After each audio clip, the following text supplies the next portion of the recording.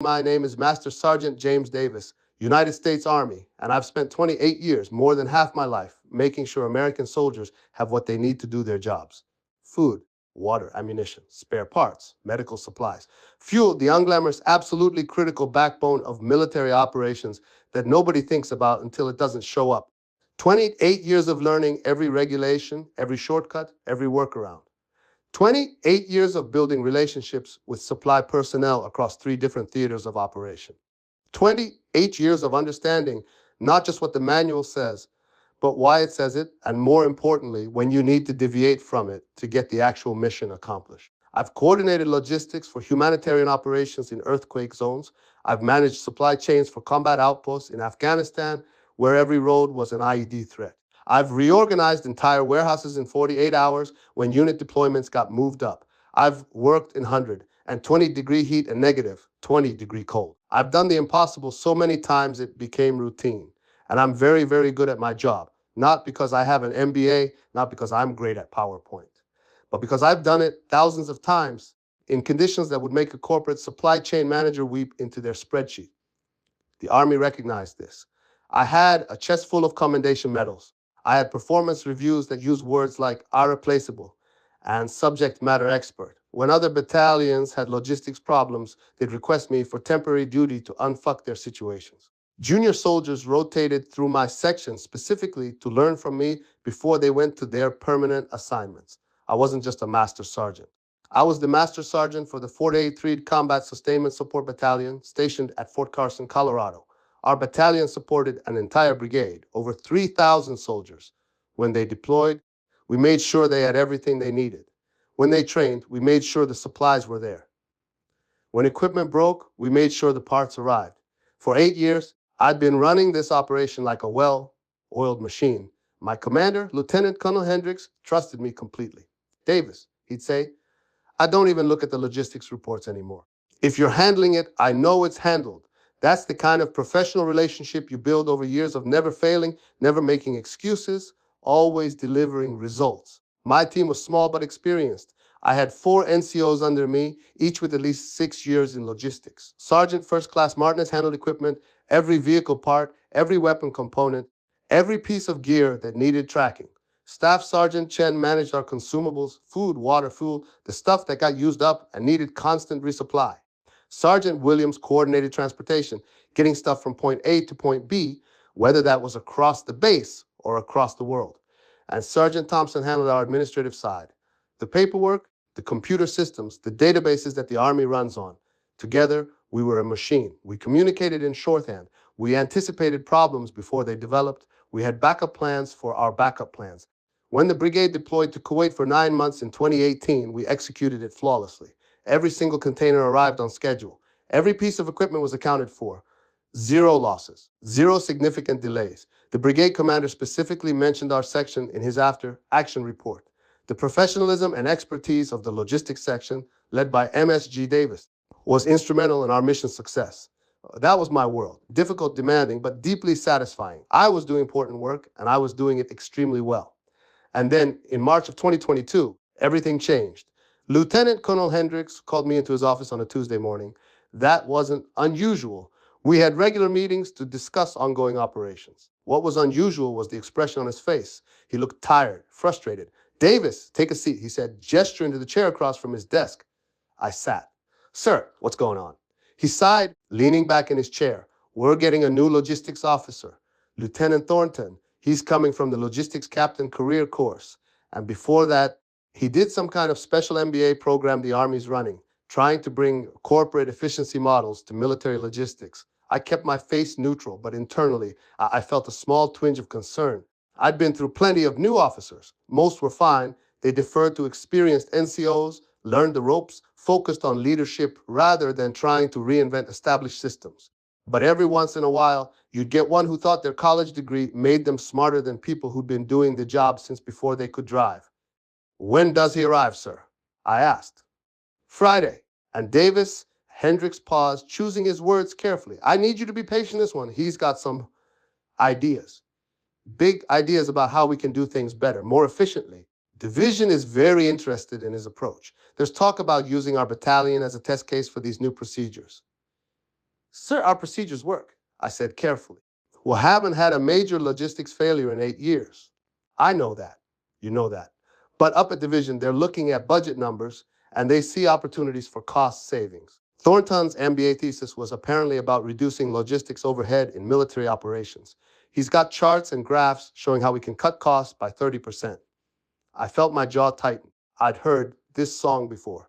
Bean counters who looked at spreadsheets and saw waste when what they were actually seeing was the safety margins that prevented catastrophic failures. The redundancies that meant when, not if, something went wrong, we had backup options. The inefficiencies that were actually hard, won expertise about how things really worked versus how they looked on paper. Sir, with respect, you can't run military logistics like a Walmart distribution center. We operate in contested environments with variables that civilian supply chains never have to consider. Our overhead exists for very good reasons. Hendricks held up his hand. I'm not disagreeing with you, Davis. I'm just telling you how it is. Lieutenant Thornton has friends at Division. This MBA program he went through, it's a pet project of the Assistant Division Commander. So he's coming in with backing from above, and he's going to want to implement changes. What kind of changes? I don't have all the details yet, but I know he's talking about reducing personnel overhead, streamlining requisition procedures, implementing some new inventory software system. Just work with him, okay? Show him how we do things, explain the reasoning. Maybe once he sees the operation up close, he'll understand why we do it the way we do. I nodded. I'll do my best, sir. I know you will. Dismissed? I left that office with a bad feeling in my gut. 28 years in the Army gives you instincts about these things. This wasn't going to go well. Lieutenant Ethan Thornton arrived that Friday at 0900 sharp. I was in our logistics operations center, basically a large warehouse space with offices attached, filled with equipment, supplies, and the organized chaos of military logistics in action. I heard him before I saw him, confident footsteps moving quickly, purposefully. Then he rounded the corner into my office. He was young, maybe 26, 27, tall, fit, with the clean, cut appearance of someone fresh from an officer course. His uniform was immaculate, almost aggressively so. The creases on his ACU could cut paper. His boots had a mirror shine that was impressive, but entirely impractical for someone who'd be working in warehouses. But it was his expression that told me everything I needed to know. He looked at the operations center the way a corporate efficiency consultant looks at a factory floor, seeing dollar signs and optimization opportunities, not the complex reality of the work being done. Master Sergeant Davis, he asked, extending his hand. I stood and shook it. His grip was firm, almost competitive. Yes, sir. Welcome to the 483rd. Ethan Thornton, he said. Though it's Lieutenant Thornton, officially, I'm really excited to be here. I've been reviewing your operational data for the past 2 weeks, and I see tremendous potential for improvement. 2 weeks of reviewing data, and he already knew better than 28 years of experience. Perfect. Happy to show you around, sir, I said evenly. This is our main operations center. We coordinate all logistics for the brigade from here. Equipment, consumables, transportation, personnel movements for deployments. Everything runs through this facility. He was already pulling out a tablet, making notes. How many personnel do you have working in this section? Including myself, we have 23 soldiers, sir. 5 NCOs with specialized expertise, and 18 junior enlisted who handle the various day-to-day tasks, warehouse operations, data entry, equipment maintenance, transportation coordination. 23. He repeated, tapping on his tablet. And this supports a brigade of how many? Approximately 3,000 soldiers, sir, though that number fluctuates depending on attachments and deployments. He nodded, still making notes. That's a ratio of about 1 logistics personnel per 130 soldiers. Do you know what the civilian sector benchmark is for supply chain personnel ratios? I felt my patience already starting to thin. Sir, the civilian sector doesn't operate in combat zones. They don't have to account for equipment being destroyed by enemy action. They don't have to plan for supply lines being cut. They don't work in environments where a single mistake can cost lives. He looked up from his tablet, and I saw a flash of something in his eyes. Annoyance, dismissiveness. Master Sergeant, I understand you have a lot of experience. I respect that. But experience can also mean being stuck in old ways of doing things. The Army is evolving. We need to bring modern business practices to military operations. That's why I'm here. I took a breath. Patience, like Hendricks had asked for. Of course, sir. I'm happy to explain our procedures and the reasoning behind them. Why don't I give you a complete tour of the facility, and I can walk you through how we manage the various aspects of the operation. That would be great, he said. But he was already looking past me, scanning the warehouse with that same analytical expression. I'm particularly interested in your inventory management system.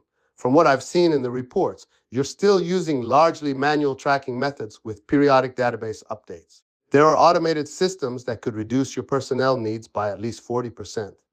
40%. He wanted to cut nearly half my team. Soldiers who knew their jobs, who'd been trained in the specific complexities of military logistics, who could troubleshoot problems in real time. He wanted to replace them with software.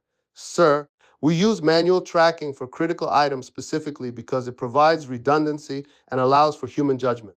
When a container gets mislabeled, which happens frequently in field conditions, a human can recognize that these parts don't belong with this equipment. A computer just processes what is told. That's a training issue, he said dismissively. If containers are getting mislabeled, we need better procedures on the front end, not more people on the back end fixing mistakes. That's inefficient. In a perfect world, sure. But we didn't operate in a perfect world. We operated in a world where soldiers were working 18-hour days under stress, where equipment arrived damaged and needed immediate sorting, where the fog of war meant information was often incomplete or incorrect. But I could see I wasn't going to win this argument in the first 5 minutes. So I started the tour. Over the next 3 hours, I walked Lieutenant Thornton through every aspect of our operation. I showed him the receiving area where equipment and supplies arrived, the inspection stations where we verified everything matched the shipping manifest, the storage systems organized by category and priority, the maintenance bays where we handled minor repairs to keep equipment operational, the shipping area where we prepared outgoing materials. I explained how Sergeant First Class Martinez tracked every single piece of equipment through a combination of computerized databases and physical inspection. How he could tell you not just where every item was, but its maintenance history, its readiness status, and which unit it was assigned to. I explained how Staff Sergeant Chen managed our consumable supplies with a complex rotation system that ensured nothing expired, nothing ran too low, and we could surge production for sudden deployment needs. How he maintained relationships with suppliers across 4 different military logistics hubs to ensure we always had multiple sources for critical items. I explained how Sergeant Williams coordinated transportation across a complex network of military and civilian carriers, how he knew which drivers were reliable, which routes were fastest, which facilities had the best loading equipment, how he'd once rerouted an entire convoy in real time when a highway closed, ensuring critical parts arrived before deployment deadline. At every stop, Lieutenant Thornton made notes on his tablet. He asked questions, but they weren't the questions of someone trying to understand. They were the questions of someone looking for confirmation of pre-existing conclusions. Why do you have 3 different soldiers inspecting incoming equipment? That seems redundant. Sir, the first inspection is for obvious damage during shipping. The second is to verify the items match the manifest. The third is a quality check to ensure the items meet specifications. We caught a batch of counterfeit parts last year because Sergeant Martinez noticed the weight was slightly off during that third inspection. If those parts had made it into our inventory and then into aircraft, soldiers could have died. But statistically, how often do you catch problems at that third inspection? Maybe 1 in every 300 shipments has a serious problem. But sir, when you're dealing with equipment that keeps soldiers alive, a 1 in 300 failure rate is catastrophic if you don't catch it. He made a note. Probably something about acceptable risk percentages. Like this was a business where you could tolerate a certain level of defective products in exchange for cost savings. By the time the tour ended, I was deeply worried. This wasn't just a new officer with fresh ideas. This was someone who fundamentally didn't understand the difference between corporate logistics and military logistics, who saw efficiency as the primary metric rather than reliability, redundancy, and resilience. This has been very informative, Master Sergeant, Lieutenant Thornton said as we returned to my office. I can see you run a tight ship, but I also see significant opportunities for modernization. I'll be spending the next few weeks analyzing the operation in detail, and then I'll be presenting some recommendations to Colonel Hendricks. Sir, I'd be happy to sit down with you during that analysis. Some of our procedures might not make sense from the outside, but there are very good reasons. I appreciate that. He interrupted. But I think I need to come at this with fresh eyes. Sometimes institutional knowledge can actually be a barrier to innovation. No offense, Every offense, actually. But I kept my expression neutral. Of course, sir. My door is always open if you have questions. He left, and I sat down at my desk, feeling that bad feeling in my gut getting worse. Sergeant First Class Martinez appeared in my doorway a few minutes later. How'd it go with the new LT? I looked at him for a long moment.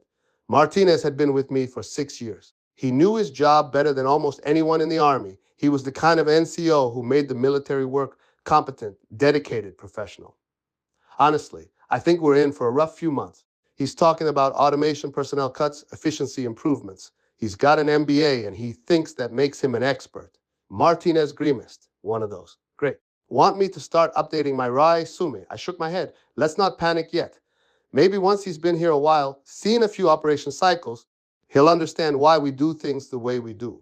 But I didn't believe it. And from the look on Martinez's face, neither did he. Th. Analysis Pereil true to his word. Lieutenant Thornton spent the next 3 weeks conducting what he called a comprehensive operational analysis. He shadowed different members of my team, observed our procedures, reviewed years of operational data, and filled notebook after notebook with observations. He didn't ask many questions. When he did, they were surface level, focused on metrics and timelines rather than the deeper understanding of why things worked the way they did. He'd watch Sergeant Chen manage a complex supply requisition, note how long it took, and write something down. But he wouldn't ask about the 3 backup suppliers Chen was simultaneously coordinating with, or the relationships that meant we got priority handling, or the judgment calls about which items to expedite based on upcoming training schedules. He was measuring the wrong things. I tried to engage with him several times. I'd see him observing an operation, and I'd offer to explain the context, the reasoning, the lessons we'd learned from past problems. He'd thank me politely and then essentially ignore everything I said, going back to his tablets and his spreadsheets. My team was getting nervous. They could see what was coming. Every time Lieutenant Thornton showed up with his tablet and his analytical stare, the mood in the warehouse got tense. People started whispering about transfers, about whether the new LT was going to gut the section. I tried to reassure them. We've been doing this job at the highest level for 8 years. The data speaks for itself. When he presents his findings to Colonel Hendricks, the Colonel will see that we're not broken. We don't need fixing. But I wasn't sure I believed it anymore. The breaking point came during week 3 of his analysis. We had a routine supply run scheduled, a convoy of 3 trucks going to pick up equipment from our regional supply hub in Xi'an, about 90 miles north. Routine stuff, done it hundreds of times. Sergeant Williams was coordinating as usual. He'd arranged for the trucks, assigned drivers, scheduled the pickup time, coordinated with the Xi'an facility. Standard operating procedure. Lieutenant Thornton observed the preparation and then pulled me aside. Master Sergeant, why are we sending 3 trucks and 6 soldiers on this run? According to the manifest, we could fit everything in 2 trucks with 4 soldiers. We're wasting 33% of our transportation resources. I explained patiently.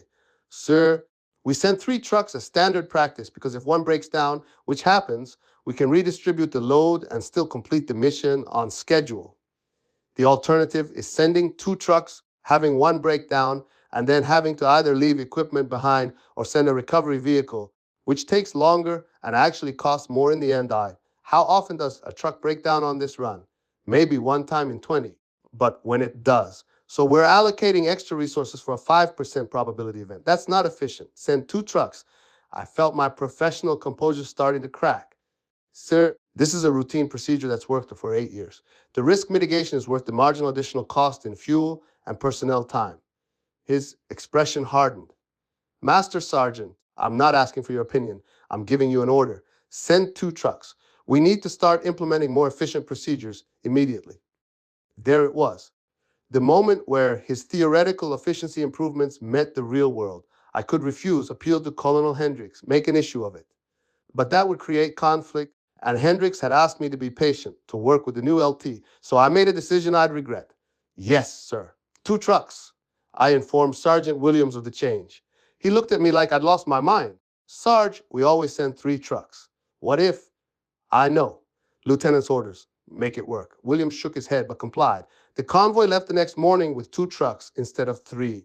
And naturally, because the universe has a sense of irony, one of the trucks broke down 40 miles outside of Xi'an. Transmission failure, completely unpredictable.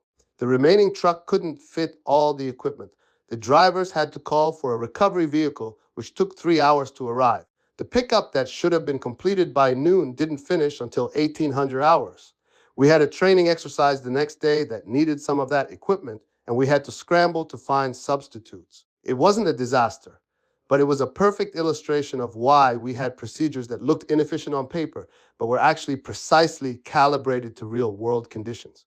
I documented everything and presented it to Lieutenant Thornton the next day. Sir, this is exactly why we send 3 trucks. The redundancy isn't waste, it's insurance against Murphy's Law. He barely glanced at my report. One breakdown doesn't validate an inefficient procedure, Master Sergeant. Statistically, we'll save resources 95% of the time. The occasional delay is an acceptable trade-off for the overall cost savings. An acceptable trade-off. Easy to say when you're looking at spreadsheets. Harder to justify when soldiers don't have the equipment they need for training that's preparing them for combat deployments. But that was just the beginning. 4 weeks after his arrival, Lieutenant Thornton scheduled a formal presentation with Colonel Hendricks. He invited the entire logistics section to attend. I want everyone to see the exciting changes we're going to implement, he said. The conference room was packed. Colonel Hendricks sat at the head of the table, looking vaguely skeptical. My entire NCO team was there, along with Lieutenant Thornton and several representatives from division who'd apparently taken an interest in this pilot program. Lieutenant Thornton had clearly spent significant time on his PowerPoint. It was slick, professional, filled with graphs and charts and corporate buzzwords that made me want to throw something. Operational efficiency enhancement, a data-driven approach to logistics optimization. The title slide read, he launched into his presentation with the confidence of someone who'd never been wrong about anything in their entire life. After 4 weeks of comprehensive analysis, I've identified multiple opportunities to significantly enhance our operational efficiency while reducing costs. My recommendations will reduce personnel overhead by 40%, streamline our supply chain procedures, and implement modern inventory management systems. Conservative estimates suggest we can cut operational costs by 35% while maintaining or improving our performance metrics. He clicked to the next slide. It showed an organizational chart, our current structure with 23 personnel and his proposed structure with 14. 9 people. He wanted to cut 9 soldiers from our section. I glanced at Martinez. His jaw was clenched so tight I thought his teeth might crack. Lieutenant Thornton continued. Currently, we're operating with significant redundancy in personnel. Multiple soldiers performing overlapping tasks, manual procedures that could be automated, inefficient use of human resources. By implementing modern inventory management software and streamlining our procedures, we can accomplish the same mission with significantly fewer personnel. Colonel Hendricks leaned forward. Lieutenant, Master Sergeant Davis's section has an exemplary performance record. 8 years without a major logistics failure. Why are we trying to fix something that isn't broken? Sir, with respect, absence of failure isn't the same as optimal performance. Yes, we're accomplishing the mission, but we're doing it inefficiently at unnecessary cost. The private sector has demonstrated that modern supply chain management can achieve better results with fewer resources. There's no reason the military can't adopt these same practices. One of the division representatives, a major whose name I didn't catch, nodded approvingly. This aligns with the force optimization initiatives from Department of the Army. We need to do more with less. I raised my hand. Sir, may I address some of these proposals? Hendricks nodded. Please, Master Sergeant. I stood up, moving to the front of the room. Lieutenant Thornton looked annoyed at the interruption, but stepped aside. Sir, I've reviewed Lieutenant Thornton's proposals in detail. While I appreciate the intent to improve efficiency, I have serious concerns about the practical implementation. Our current procedures exist for very specific reasons, learned through decades of experience and some very painful failures.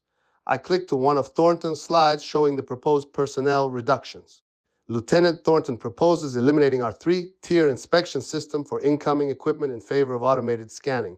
This would reduce inspection personnel from 6 soldiers to 2. However, last year alone, that 3rd-tier inspection caught 12 serious problems that the first 2 tiers and automated systems missed, including counterfeit parts, incorrect specifications, and damaged equipment that wasn't visible externally. If those problems had made it into our operational inventory, we'd have had equipment failures in the field, potentially during combat operations. Lieutenant Thornton interrupted. Master Sergeant, you're cherry-picking examples. Statistically, The third tier inspection catches problems in less than 1% of shipments. That's not a sufficient justification for the resource allocation. Sir, when that 1% involves parts for aircraft or vehicles that soldiers ride in, it's absolutely sufficient justification. We're not manufacturing widgets where a 1% defect rate is acceptable. We're managing equipment that directly impacts soldier safety and mission success. The division major spoke up. Surely, there's a middle ground. Perhaps spot checking rather than universal third-tier inspection. I turned to him. Sir, the problem is you don't know which shipments need the third-tier inspection until you perform it. The counterfeits I mentioned looked identical to genuine parts on external inspection. Only detailed analysis caught the differences. If we'd been spot checking, we'd have had maybe a 1 in 10 chance of catching that batch. The other 9 would be in our inventory right now. Lieutenant Thornton was visibly frustrated now. This is exactly the kind of risk-averse thinking that prevents innovation. Yes, there's always a chance something could go wrong, but we can't justify massive inefficiencies because of small probability events. That's not how successful organizations operate. Respectfully, sir, successful organizations in the private sector can tolerate occasional failures. If Amazon delivers the wrong package, it's an inconvenience. If we deliver the wrong parts to a forward operating base, soldiers die. The stakes are not comparable. Colonel Hendricks held up his hand. All right, let's keep this productive. Master Sergeant Davis, I understand your concerns. Lieutenant Thornton, I appreciate the analysis, but I need more than theoretical efficiency improvements. I need concrete assurance that these changes won't compromise our operational effectiveness. Lieutenant Thornton nodded eagerly. Sir, I propose a pilot program. Implement these changes for a 3-month trial period. If performance metrics decline, we can revert. But I'm confident we'll see maintained or improved performance at significantly reduced cost. 3 months. A trial period sounded reasonable on the surface, but 3 months was enough time to create serious problems, to lose institutional knowledge as experienced soldiers got transferred out, to create systemic weaknesses that wouldn't be apparent until a crisis hit. I tried one more time. Sir, I strongly advise against this. Our current systems work. They work precisely because they've been refined over years of real-world operations. Making significant changes based on theoretical improvements is extremely risky. The division major looked at Hendricks. Colonel, division is very interested in this initiative. We're looking for battalions willing to test innovative approaches. This could be a real opportunity for the 483rd to lead the way on force optimization. A translation political pressure from above. The decision was probably already made before the presentation even started. Colonel Hendricks was quiet for a long moment, looking between me and Lieutenant Thornton. Finally, he spoke. Lieutenant Thornton, I'm authorizing a modified pilot program. You can implement your new inventory management system and streamline some procedures. But I'm not approving the personnel reductions until we see how the other changes perform. We'll revisit the staffing question in 60 days. It was a compromise. Not as bad as it could have been, but not great. Lieutenant Thornton looked pleased. He'd gotten most of what he wanted. I felt like I just watched the first domino fall. The meeting adjourned. As people filed out, Martinez pulled me aside. Sarge, this is going to be a disaster. I know, I said quietly, but we're going to document everything. Every problem, every delay, every issue that comes up because of these changes. When this goes sideways, and it will, we'll have the receipts to prove we were right. I didn't know how right I was going to be. Lieutenant Thornton wasted no time implementing his efficiency improvements. Within a week, the new automated inventory management system was installed. It was a commercial off-the-shelf software package that he'd convinced Division to purchase, apparently at significant expense, with promises of dramatic improvements. The software was designed for corporate warehouses, climate-controlled facilities with standardized products, predictable supply chains, stable working conditions. Not military logistics operations dealing with thousands of different items, field conditions, and the organized chaos of supporting combat units. The problem started immediately. The system couldn't handle our categorization structure. In military logistics, items are classified by multiple overlapping systems: national stock number, unit of issue, proper storage requirement, security classification, hazmat category, and about a dozen other factors. The civilian software had a simple hierarchical category structure that just didn't map to our needs. Sergeant First Class Martinez spent 3 16-hour days trying to force our inventory into the new systems framework. He'd come to my office looking progressively more exhausted and frustrated. Sarge, this thing is a nightmare. It keeps trying to store ammunition next to flammable liquids because they're both in the hazardous materials category. I have to manually override every single item placement. It's taking 3 times as long as our old system, and we're losing accuracy. I documented every problem, every workaround, every hour of additional labor the efficient system was creating. I presented the issues to Lieutenant Thornton. He was unconcerned. There's always a learning curve with new systems, Master Sergeant.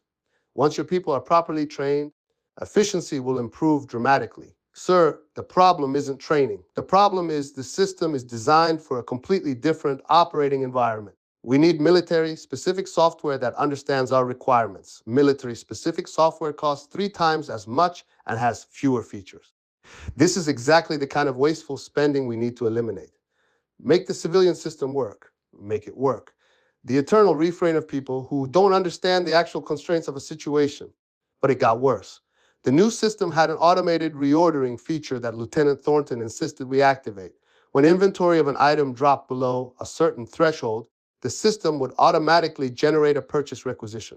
Eliminates human error, he said, ensures we never run out of critical items. In theory, great. In practice, a disaster. The system started ordering things we didn't need. It would see that we had low inventory of a particular part and automatically reorder, not understanding that we had low inventory because that equipment was being phased out. It ordered winter gear in June because we'd used our stockpile during a mountain training exercise, not understanding that we didn't need to replenish it until October. It ordered spare parts for vehicles that had been decommissioned. Within 3 weeks, we had a warehouse filling up with unnecessary items, and we were getting flagged for budget overruns because the automatic ordering system was burning through our allocated funds. Staff Sergeant Chen came to me looking like he hadn't slept in days. Sarge, I can't keep up with this. The system ordered 600 pairs of cold weather boots. In June, I've been trying to cancel the order, but it's already in the procurement system. We're going to have pallets of winter boots sitting in our warehouse, taking up space for 4 months. I documented it, added it to the growing file of problems I was building. Every few days, I'd present the latest issues to Lieutenant Thornton. Every time, he'd have the same response: growing pains. The system needs fine-tuning. We'll optimize the parameters. But he never actually fixed anything. He'd tweak a setting, which would cause new problems. He'd add an exception, which would create conflicts with other rules. The efficient, automated system was requiring constant manual intervention to prevent it from creating disasters. My team was working harder than they ever had, putting in extra hours to compensate for the problems the new system was creating. Morale was plummeting. People were exhausted, frustrated, and starting to talk seriously about requesting transfers. And then Lieutenant Thornton decided it was time to move to the next phase of his efficiency plan. 6 weeks into the pilot program, Lieutenant Thornton called me into his office. He had that same confident expression he'd worn since day one, the absolute certainty of someone who'd never been proven wrong. Master Sergeant, I've been reviewing the performance data from our new systems, and I'm pleased to report that we're meeting all our operational targets. This proves that we can maintain effectiveness with reduced personnel overhead. I'm recommending to Colonel Hendricks that we proceed with the staffing reductions I proposed. I'd been preparing for this. I had a 3-inch thick binder of documentation. Every problem, every delay, every inefficiency the new systems had created, every extra hour my team had worked, every workaround we'd had to implement. Sir, I need to respectfully disagree with your assessment. We're only meeting our operational targets because my team has been working 60-hour weeks to compensate for the problems with the new system. That's not sustainable, and it's not efficient. I placed the binder on his desk. This documents every issue we've encountered. The new inventory system has created more work, not less. We're spending more man-hours on logistics management now than we were before. The only reason we haven't had a major failure is because experienced NCOs like Sergeant First Class Martinez are catching and fixing problems before they cascade. He didn't even open the binder. Master Sergeant, I've looked at the metrics that matter. Inventory accuracy maintained. Requisition processing time maintained. Distribution schedules maintained. We're accomplishing the mission. The fact that we're doing it with some initial friction doesn't change the fundamental conclusion that we're overstaffed. Sir, we're accomplishing the mission because we have enough experienced personnel to compensate for the system's shortcomings. If you reduce staff, we won't have that buffer. Then we'll need to get better at using the system properly. Master Sergeant, I respect your experience, but you're too close to the old way of doing things. You're resistant to change because it's uncomfortable, not because it's wrong. There it was. I was the problem. My experience, my expertise, my 28 years of getting it right, all dismissed as resistance to change. I tried one more time. Sir, I'm asking you to reconsider, or at least delay the personnel reductions until we've resolved the issues with the current systems. Give it another 60 days. Request denied. I'm meeting with Colonel Hendricks tomorrow to recommend we proceed with the staffing plan. I suggest you start identifying which personnel can be reassigned with minimal operational impact. I walked out of his office knowing this was about to go very, very wrong. I requested a meeting with Colonel Hendricks before Lieutenant Thornton could present his recommendation. I brought my binder along with my entire NCO team. If we were going down, we were going down fighting. Hendricks listened patiently as I laid out the problems. I walked him through the documentation, the extra hours, the inefficiencies the efficient system had created. Martinez, Chen, Williams, and Thompson each added their perspectives, describing the specific challenges in their areas. Sir, bottom line, we're only maintaining operational effectiveness because we have enough experienced people to catch and fix problems in real time. Remove that expertise and the system will fail. Not might fail, will fail. Hendricks looked troubled. Master Sergeant, these are serious concerns. But I'm also seeing reports from Lieutenant Thornton showing that all performance metrics are being met. Help me understand the disconnect? Sir, imagine a car that's running fine, but only because you have an experienced mechanic in the passenger seat constantly adjusting things under the hood while you drive. The metrics say the car is running fine, but that doesn't mean the car is actually fine. It means you have someone skilled enough to keep it running despite its problems. Fire the mechanic, and the car breaks down. It was a good analogy, and I could see it landing with Hendricks. But before he could respond, there was a knock on the door. Lieutenant Thornton entered, looking surprised to see us all there. Sir, I was coming to brief you on the pilot program results. Master Sergeant Davis beat you to it, Hendricks said, with a somewhat different assessment than I was expecting. Thornton's expression tightened. So Master Sergeant Davis has been resistant to these changes from the beginning. With respect, he's too invested in the old systems to objectively evaluate the new ones. The metrics speak for themselves. The metrics are bullshit, sir. Martinez interjected, his frustration finally boiling over. Pardon my language, but they are. We're meeting targets because we're killing ourselves to compensate for bad systems. I worked 23 hours straight last week fixing problems the automated ordering system created. That's not efficiency. Sergeant First Class Martinez. Thornton said sharply, your personal work habits aren't. Enough. Hendricks interrupted. Everyone take a breath. There was a moment of tense silence. Then Hendricks spoke, his voice measured. Here's what's going to happen. Lieutenant Thornton, I appreciate your initiative and your analysis. Master Sergeant Davis, I appreciate your experience and your concerns. But we have division watching this pilot program, and we have institutional pressure to demonstrate that we can operate more efficiently. So we're going to proceed with a modified version of Lieutenant Thornton's plan. My heart sank. We'll implement a 20% personnel reduction, not the 40% originally proposed, but a meaningful reduction that demonstrates efficiency improvements. Master Sergeant Davis, you'll identify 4 soldiers who can be transferred to other units with minimal impact. We'll run this configuration for 90 days and then we'll reassess. 4 soldiers. Not as catastrophic as 9, but still devastating to our operational capacity. And I knew exactly what was going to happen. They'd pull the 4 soldiers. We'd struggle but manage to keep things running through sheer determination and overwork. And then at the 90-day mark, Thornton would say, see, we maintained effectiveness with fewer people and pushed for more cuts. Sir, I strongly advise against this. I said one final attempt. We won't be able to maintain current operational tempo with 4 fewer people, especially not with the problems we're having with the new systems. Then you'll need to fix the system problems, Hendricks said. Lieutenant Thornton will be the primary logistics officer. Master Sergeant Davis, your job is to make his systems work. That order dismissed. We filed out of the office. My team looked shell-shocked. What do we do, Sarge? Williams asked quietly. I thought about it for a long moment. I thought about 28 years in the Army, about professional pride, about doing the right thing even when it was hard, about the soldiers who depend on us to keep equipment running, supplies flowing, missions succeeding. And I thought about the inevitable disaster that was coming and how when it hit, They'd blame me for not making Thornton's bad systems work. We document everything, I said finally. Every problem, every issue, every warning we give. We do our jobs to the best of our ability with the resources we have. And when this goes to hell, we make sure everyone knows we saw it coming and tried to stop it. It wasn't much, but it was all we had.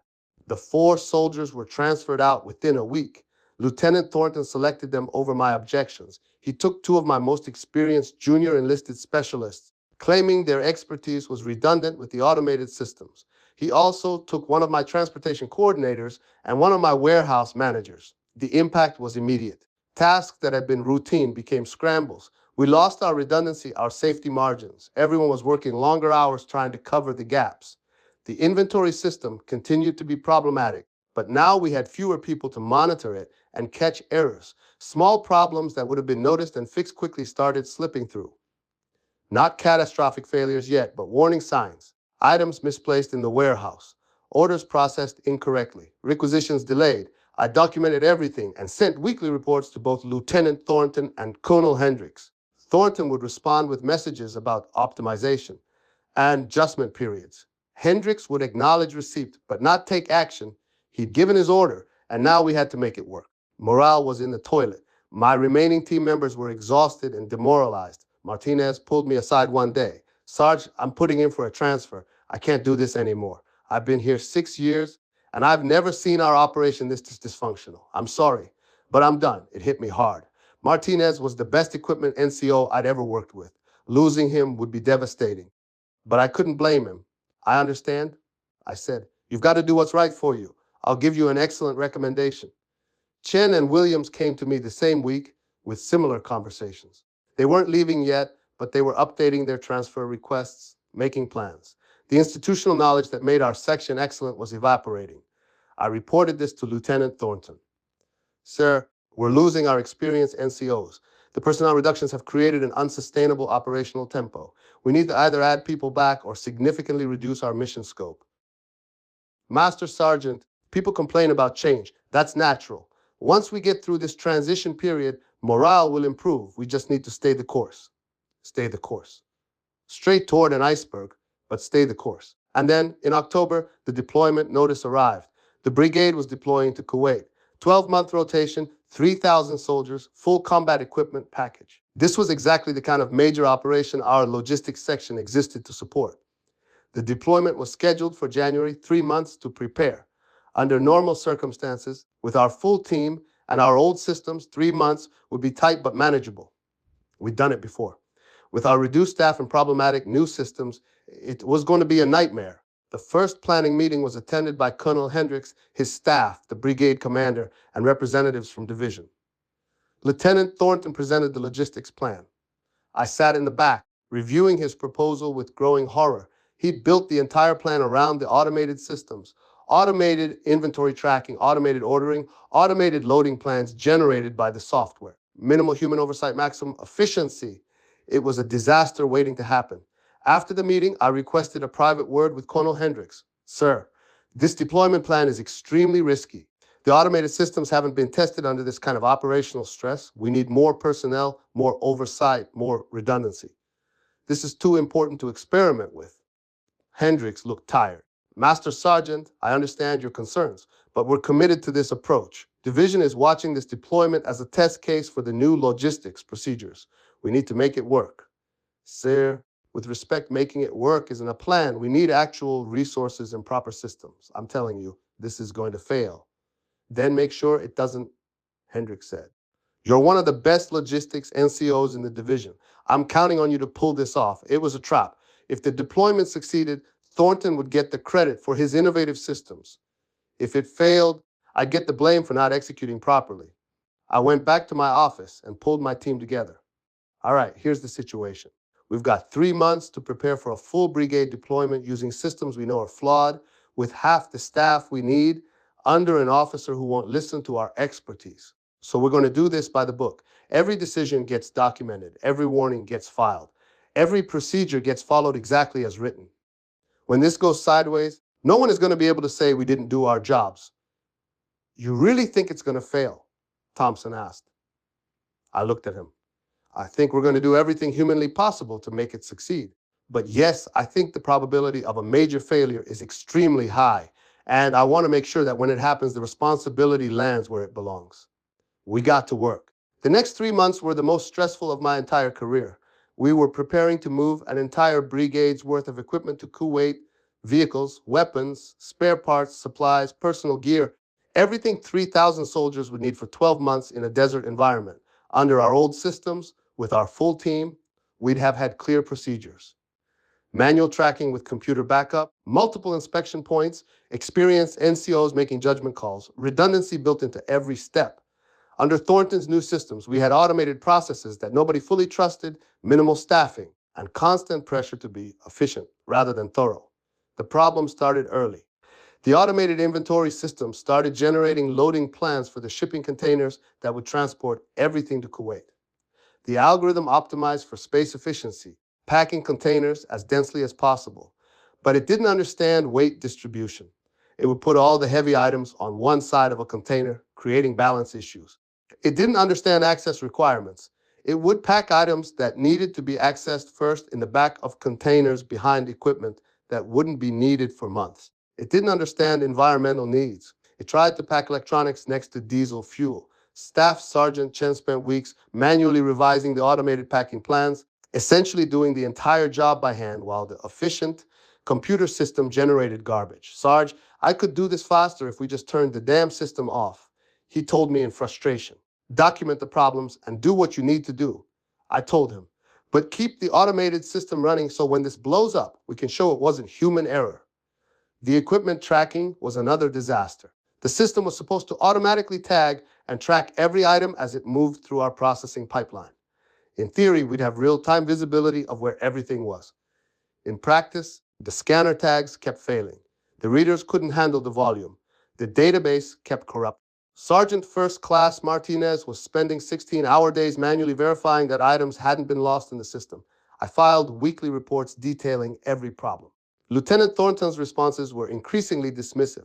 Minor technical issues, teething problems with new technology, unacceptable negativity from logistics personnel.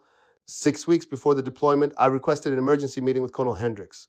Sir, we need to stop and reassess. We have critical system failures. We don't have enough personnel. The risk of a major equipment loss or delay is unacceptably high. I'm formally recommending we either delay the deployment or bring in additional logistics support from division. Hendricks looked at the documentation I'd brought. Pages and pages of problems, delays, system failures. For a moment, I thought he might actually listen. Then Lieutenant Thornton entered the office. He'd apparently been invited to the meeting without my knowledge. Sir, Master Sergeant Davis has been predicting doom and gloom since day one, Thornton said. Yes, we've had some technical challenges. That's normal with any major systems implementation. But we're meeting all our critical milestones. The deployment is on schedule. This is just resistance to change. Is the deployment on schedule? Hendricks asked me directly. I wanted to scream. We were on schedule only because my team was killing themselves, working absurd hours, manually doing everything the automated systems were supposed to handle. But technically, yes, the equipment was being processed on timeline. Yes, sir, I said. We're on schedule because my NCOs are working 70-hour weeks compensating for system failures. That's not sustainable. And it doesn't change the fact that we're building on a foundation of critical weaknesses. Master Sergeant, I need a yes or no answer. Can you execute this deployment with your current resources? There it was. The question that would define everything that came next. If I said no, I'd be disobeying a direct order and probably ending my career.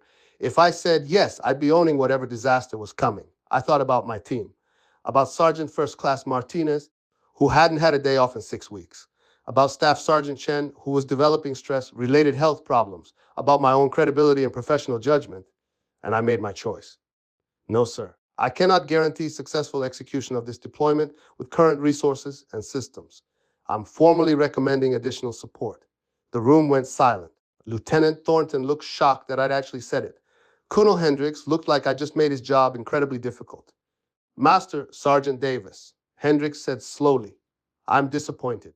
I expected better from an NCO of your experience. You're telling me you can't accomplish the mission. Sir, I'm telling you the mission as currently planned has an unacceptable risk of failure. I'm doing my job by telling you that. Hendricks stood up. Lieutenant Thornton, give us the room. Thornton left. Hendricks looked at me for a long moment. Davis, I've known you for 8 years. You've never failed a mission. You've never refused an order. So I need to understand, is this really about resources and systems, or is this about your ego because a junior officer is telling you to do things differently? It felt like a slap. After 28 years, after 8 years of perfect performance, he was questioning my professionalism. Sir, this is about my professional judgment that we are not adequately prepared for this deployment. I don't care who gives the orders. I care that the orders are setting us up to fail. Division is watching this deployment, Davis. The brigade commander is counting on us. I need team players who can execute, not people looking for reasons why things won't work. Oh, sir, I'm going to ask you one more time. Can you execute this deployment, yes or no? I realized in that moment that it didn't matter what I said. The decision was already made. The deployment was happening. My opinion was irrelevant. I had two choices. I could refuse, stand on my professional judgment, and probably end my career. Or I could say, yes, document everything, and be positioned to prove I was right when it inevitably failed. Professional pride versus professional survival. I can execute to the best of my ability with available resources. Sir, I said carefully, but I want my concerns formally documented and noted. Dismissed, Master Sergeant. I left that office knowing I just witnessed the beginning of the end. The last 4 weeks before the deployment were hell. We were processing equipment around the clock. The automated systems continued to fail. My team was beyond exhausted. And then Lieutenant Thornton made a decision that guaranteed disaster. 3 weeks out, he decided we were spending too much money on civilian transportation contractors. We'd been using a mix of military and civilian trucks to move equipment to the rail yard for shipment to the port. The civilian contractors were more expensive, but extremely reliable. Thornton decided we could save money by using only military trucks and drivers. He reassigned the transportation contracts and put Sergeant Williams in charge of coordinating an all-military vehicle fleet. Williams came to me looking like he might cry. Sarge, we don't have enough military trucks for the volume we need to move. And the trucks we do have, half of them are due for maintenance. This is going to delay everything. Did you tell Lieutenant Thornton? He says we can make it work if we optimize the routes and run extended hours. Optimize. That word had become my nightmare. Do your best, I told Williams. Document every limitation. 10 days before the deployment, the first of our loaded shipping containers needed to be at the rail yard. They were critical items, equipment that needed to arrive in Kuwait first so it could be set up before the main force arrived. The military trucks that were supposed to transport them broke down. Not one, not two, but 4 trucks out of our limited fleet had mechanical failures. We didn't have enough backup vehicles. The containers sat in our warehouse, missing their rail deadline. I immediately informed Lieutenant Thornton. Sir, we've missed the first rail window. Those containers needed to be on today's train. The next available slot is in 4 days, which means they won't arrive in Kuwait on schedule. So we'll expedite them once they get to port. He said dismissively, Sir, port operations don't work that way. Everything is scheduled. We can't just jump the line. This delay is going to cascade through the entire deployment timeline. Master Sergeant, I don't need you telling me what won't work. I need you finding solutions. I found a solution. I called one of our old civilian contractors, one whose contract Thornton had canceled, and begged them to take the job as an emergency run. They agreed because I'd built a relationship with them over years. The containers made the next rail slot. Crisis averted, but at significant additional cost, and only because I'd bypassed Thornton's efficient system. When he found out, he was furious. Master Sergeant, you directly contradicted my orders about using military, only transportation. Sir, your orders would have resulted in missing the deployment timeline. I made a command decision to accomplish the mission. That's not your decision to make. I'm the logistics officer. You execute my orders, not override them. We were standing in the warehouse, and I was exhausted, stressed, and done with his bullshit. Lieutenant, I've been executing your orders for 4 months while this entire operation has been falling apart. I've documented every failure, every system problem, every warning I've given you that you've ignored. When this deployment fails, and it's going to fail, I want it on record that I did everything possible to prevent it. His face went red. Are you threatening me, Master Sergeant? No, sir. I'm informing you of reality. We are not prepared for this deployment. The systems don't work. We don't have enough people. And your efficiency improvements have created critical weaknesses throughout our entire operation. I've told you this in writing a dozen times. At this point, I'm just trying to minimize the damage. Get out of my sight, Master Sergeant, and consider yourself on notice. When this deployment succeeds, and it will succeed, we're going to have a conversation about your attitude and your fitness for your position. I left. I was beyond caring about his threats. I went back to my office and updated my documentation file. Then I did something I'd been considering for weeks. I made copies of everything, every report I'd filed, every warning I'd given, every system failure I'd documented, every email where I'd raised concerns. I put it all on a thumb drive and stored it somewhere safe because I knew what was coming January 15th, deployment day. 3,000 soldiers were scheduled to begin flying to Kuwait. Their equipment was supposed to already be there or in transit, ready for them to draw and use immediately upon arrival. We'd spent the previous 72 hours in final preparations. My team and I had worked essentially nonstop, triple checking everything because we knew the systems couldn't be trusted. Lieutenant Thornton held a final briefing at 0600 hours. Excellent work, everyone, he said, looking fresh and rested while the rest of us were dead on our feet. This deployment is going to be a textbook example of modern logistics efficiency. Division is watching, and we're going to show them what the future looks like. I said nothing. There was nothing left to say. The soldiers began their deployment. The flights left on schedule. The first units arrived in Kuwait that evening, and then the calls started coming. The first one came at 1800 hours local time, noon in Kuwait. It was the advance party commander, a captain whose unit was supposed to draw their vehicles and begin operations immediately. Master Sergeant Davis, we have a problem. Half our vehicles aren't here. According to the manifest, they should have arrived last week, but there's no record of them at the port. My stomach dropped. Say again, sir. Which vehicles are missing? He read off a list.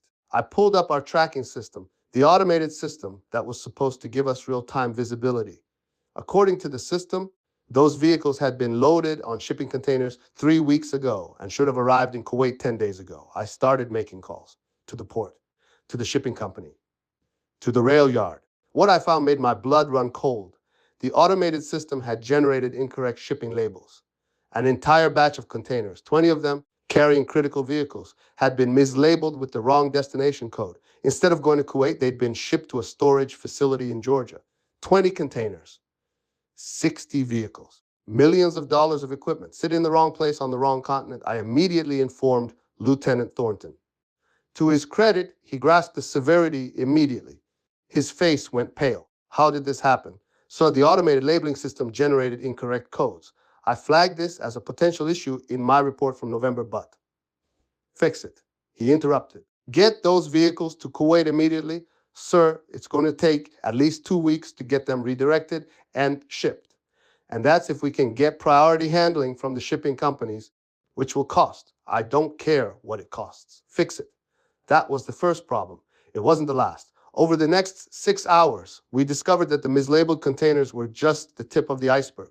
The automated packing system had generated loading plans that put critical items in the back of containers, inaccessible without unloading everything in front of them. Soldiers in Kuwait were calling, desperate for equipment they could see in the containers but couldn't reach. The inventory tracking system had corrupted data for hundreds of items. We had equipment that showed as being in Kuwait that was actually still stateside. We had items that were physically in Kuwait but didn't exist in the system, so units couldn't requisition them. The weight distribution problems I'd warned about had caused issues during shipping. Several containers had shifted cargo during transit, damaging equipment inside. And the absolute worst problem, the automated system had somehow marked an entire shipment of communications equipment as low priority instead of critical. That equipment was sitting on a slow boat that wouldn't arrive in Kuwait for another 3 weeks. An entire battalion's communications gear delayed because an algorithm had made a categorization error. By midnight, my phone was ringing constantly. Unit commanders in Kuwait desperate for equipment. Port personnel trying to sort out the mess. Division logistics officers demanding explanations. It was a complete disaster. And Lieutenant Thornton was nowhere to be found. He'd left the office at 2,000 hours saying he needed to brief Colonel Hendricks. He didn't come back. So I handled it. I and my exhausted team worked through the night, making calls, rerouting shipments, finding workarounds. We bypassed the automated systems entirely and went back to manual coordination, though inefficient methods that actually worked. By 0400 hours, we had a recovery plan. It was going to be expensive, very expensive. We'd have to air freight critical items that were supposed to go by sea. We'd have to pay premium rates to shipping companies to expedite redirected containers. We'd have to hire civilian contractors in Kuwait to reorganize the containers that had been packed incorrectly. I compiled a cost estimate. Conservative numbers, it was going to run about $12 million to fix the immediate problems. And that didn't count the operational impact of units in Kuwait operating without full equipment, or the damage to gear from the shipping issues. At Sol 600, exhausted and running on coffee and rage, I sent a comprehensive report to Colonel Hendricks, Lieutenant Thornton, and the division logistics officer. I detailed every problem, every failure, every system issue. And I attached my previous reports, all the warnings I'd given over the past 4 months. Then I went home and slept for 12 hours. I woke up to 57 missed calls. My phone was buzzing constantly. I checked the messages. Colonel Hendricks, Davis, get to my office immediately. Division Logistics, Master Sergeant Davis, call this number ASAP. Lieutenant Thornton, multiple calls, no messages. And then one that made my blood run cold. A number from the Pentagon with a message, Master Sergeant Davis, this is Colonel Richardson from the Army Logistics Review Board. We need to discuss the Kuwait deployment situation. Please call at your earliest convenience. The Pentagon was involved. This had escalated beyond division, beyond even the command level. This was now a service-wide issue. I called Colonel Hendricks first. He answered on the first ring. Davis, where the hell have you been? Sleeping, sir. I worked a 22-hour shift managing the deployment crisis. Get to my office. Now, we have a congressional inquiry. Congressional. This had gone from bad to catastrophic. I arrived at headquarters 5 minutes later. The parking lot was full of vehicles I didn't recognize. As I walked in, I saw officers I'd never seen before. People in civilian suits, an atmosphere of controlled panic. Colonel Hendricks' office was packed. The brigade commander was there. The division commander, a 2-star general. Multiple staff officers. And sitting in the corner looking like he wanted to disappear, Lieutenant Thornton. Everyone looked at me as I entered. The division commander spoke first. Master Sergeant Davis, I'm General Morrison. I've been reading your reports from the past 4 months. I need you to give me a complete briefing on what happened with this deployment. I spent the next 2 hours walking them through everything. The system implementations, the personnel reductions, the warnings I'd given, the problems we'd encountered, the deployment failures. I didn't editorialize. I didn't need to. The facts spoke for themselves. When I finished, General Morrison turned to Lieutenant Thornton. Lieutenant, Master Sergeant Davis's reports indicate he warned you repeatedly about these system inadequacies. Is that accurate? Thornton looked like he was going to be sick. Sir, there were some concerns raised, but they were primarily about resistance to new procedures. Lieutenant, I'm not asking for interpretation. Did Master Sergeant Davis warn you in writing about the specific problems that occurred during this deployment? Yes, sir. And did you take action on those warnings? Sir, we were implementing a new operational, some friction was expected. Did you take action? Yes or no? No. Sir, General Morrison looked at Colonel Hendricks. Colonel, why wasn't I informed that your senior logistics NCO was filing reports indicating critical system failures? Hendricks looked uncomfortable. Sir, Lieutenant Thornton assured me the issues were normal implementation challenges. I trusted his assessment. Over the assessment of a master sergeant with 28 years of experience and a perfect operational record. Sir, we were under pressure from division to implement efficiency improvements. I authorized a pilot program for process improvements, CONO, not a complete overhaul of functional systems against the advice of subject matter experts, and certainly not personnel reductions that degraded operational capability. The general turned to me. Master Sergeant Davis, what's your current estimate on the cost to fix this situation? I've been refining the numbers all morning. Sir, immediate recovery costs are approximately $47 million. That includes expedited shipping, air freight for critical items, contractor support in Kuwait, and equipment repair or replacement. It doesn't include the operational costs of units functioning without full equipment or the long-term costs of damaged relationships with shipping contractors. $47 million. The number hung in the air like a bomb. And how long to restore full operational capability? Assuming we can secure priority handling and adequate funding. Approximately 60 days to get everything to Kuwait and properly organized, sir. General Morrison was quiet for a long moment. Then he looked at Lieutenant Thornton. Lieutenant, you're relieved of logistics duties effective immediately. You'll report to division headquarters for reassignment pending an investigation. Dismissed. Thornton stood up shakily and left the room without a word. The general turned to Hendricks. Colonel, I'm assigning a logistics support team from division to assist with the recovery. Master Sergeant Davis will be the senior logistics advisor for the recovery operation. You'll provide him with whatever resources he needs. Am I clear? Yes, sir. Master Sergeant Davis, you're now effectively running this logistics operation. What do you need? I'd been thinking about this for months. Sir, I need my full team back. The 4 soldiers who were transferred out, plus an additional 6 personnel to handle the recovery workload. I need authorization to use civilian contractors as needed without approval delays. I need the automated systems suspended and a return to our proven manual procedures until we can implement proper military logistics software. And I need a direct line of authority to make decisions without second guessing. Anything else? I thought about it. Sir, I want Sergeant First Class Martinez promoted to Master Sergeant and designated as my deputy. He's been carrying this operation through sheer competence and dedication. He deserves recognition. General Morrison nodded. I'll see to it. Gentlemen, we have a mess to clean up. Let's get to work. The next 60 days were brutal, but in a different way than the previous months had been. We were working just as hard, but now we had resources, authority, and a mission we believed in. The division support team arrived within 48 hours. They brought additional personnel, equipment, and most importantly, they brought functional logistics software, actual military systems designed for the complexity of combat support operations. I got my team back. The 4 soldiers who'd been transferred out returned, and they brought stories of how glad they were to be back. We added 6 more personnel from division. Suddenly, we had the capacity to actually do the job right. And Sergeant First Class Martinez got his promotion. The look on his face when I told him was worth everything we'd been through. We suspended the automated civilian systems entirely. Lieutenant Thornton's efficiency improvements were dismantled piece by piece.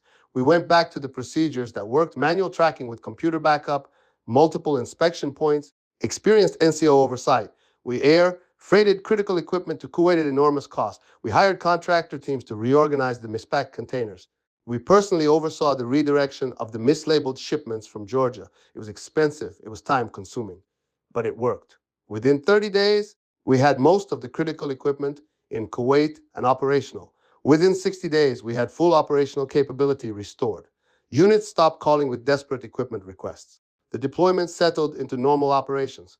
And throughout the recovery, I documented everything. Every decision, every cost, every lesson learned, because I knew there would be an after-action review, and I wanted the record to be crystal clear. It came as 0300 on a Tuesday, 6 weeks into the recovery operation. My personal cell phone, a number very few people had. I answered groggily. Master Sergeant Davis. Master Sergeant, this is Lieutenant Thornton. I was awake instantly. Lieutenant, there was a long pause. Then I need to talk to you about what happened. I'm listening. Another pause. I fucked up. Everything you said would happen happened. Everything you warned me about, I ignored. And now my career is over, and I cost the Army $47 million. And I need you to know I understand that now. I sat up in bed, turning on the light. This wasn't the call I'd expected. Why are you calling me at 3 in the morning? Lieutenant, because I can't sleep. I haven't slept properly in weeks. Every time I close my eyes, I see those reports you filed, all the warnings I dismissed. You were right about everything. And I was too arrogant to, yes, I said simply. You were. The investigation board is recommending I be removed from the promotion list. I'll probably be encouraged to resign my commission. My entire career, everything I worked for, gone because I thought I was smarter than people with actual experience. Lieutenant, why are you telling me this? Because I guess I'm hoping you'll tell me there's some way to fix this. Some way I can make this right. You fixed the deployment disaster. Can you tell me how to fix my career? And there it was. Even now, even after everything, he wanted me to solve his problem for him. No, Lieutenant, I said, I can't fix this for you. You made your choices. You ignored expert advice. You prioritized looking good over being effective. You cost the Army $47 million and jeopardized the deployment because you thought your MBA made you smarter than people who'd been doing this job since before you could drive. Those are your consequences to live with. Master Sergeant, please. But I will tell you this, I continued. If you actually learn from this, if you take this experience and let it teach you humility and the value of expertise, then maybe your next career will be better. Maybe you'll be the kind of manager who actually listens to the people who do the work. Maybe something good can come from this disaster. There was silence on the other end of the line. That's all I've got for you, Lieutenant. I need to sleep. I have a logistics operation to run in the morning. Master Sergeant, I'm sorry. For what it's worth, I'm genuinely sorry. Good night, Lieutenant. I hung up. I sat there in the dark for a few minutes thinking about the conversation. Part of me felt satisfaction. The smug MBA who dismissed 28 years of experience had gotten his comeuppance. His career was over, his reputation destroyed, his confidence shattered. But another part of me just felt tired. This whole situation had been avoidable if he'd just listened. If he'd had the humility to recognize that expertise matters, that experience has value, that spreadsheets don't capture the full complexity of real-world operations. How many Lieutenant Thorntons were out there in the world? How many organizations were being damaged by people who thought innovation meant ignoring the wisdom of experienced practitioners? I went back to sleep. I had work to do in the morning. The formal after-action review took place 3 months later. It was conducted by a team from the Pentagon with representatives from multiple commands. I testified for 6 hours, walking through the entire timeline of events. The conclusions were damning for Lieutenant Thornton and for the efficiency initiative he'd represented. The review board found that the automated systems had been implemented without adequate testing or consideration of military-specific requirements. Personnel reductions had been made based on theoretical efficiency gains rather than operational reality. Warnings from subject matter experts had been systematically ignored. The total cost of the deployment failures, including recovery costs and operational impacts, exceeded $47 million. The board made several recommendations, all similar. Efficiency pilot programs should be immediately reviewed and suspended if they involve significant changes to functional systems. Senior NCO expertise should be given greater weight in operational decisions. New officers should undergo enhanced training on the value of institutional knowledge. Lieutenant Thornton should be removed from the promotion list and reassigned to non-logistics duties. Reading the report felt like vindication, but it was hollow. I'd been right, but being right had cost the Army nearly $50 million and had caused enormous stress for my team and the deployed soldiers. 6 months after the deployment, I was awarded the Legion of Merit for my handling of the recovery operation. The award citation specifically mentioned my expert leadership in the face of systemic failures and my tireless efforts to restore operational capability. I accepted the medal, but what meant more to me was the email I got from a captain in Kuwait. Master Sergeant Davis, I just wanted to thank you. When we arrived in Kuwait and half our equipment was missing, I thought we were fucked. But your team worked miracles. Everything we needed eventually showed up, and we were able to execute our mission. I know it cost you a lot of stress and effort. I wanted you to know it mattered. You kept faith with the soldiers downrange, and we won't forget it. That's what the job was about. Not efficiency metrics or cost savings or MBA theories. It was about making sure soldiers had what they needed to do their jobs and come home safely. Sergeant, now Master Sergeant, Martinez stayed with our section.